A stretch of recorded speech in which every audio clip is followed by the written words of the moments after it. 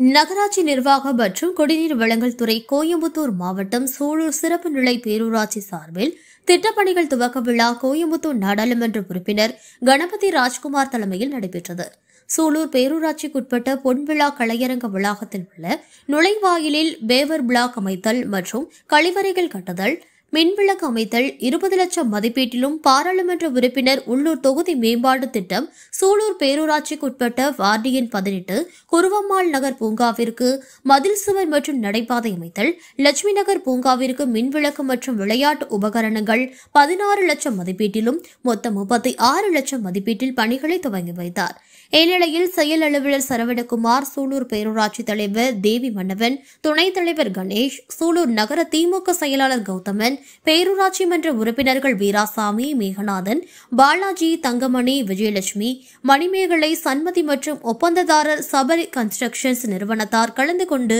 பணியினை துவங்கி வைத்தனர்.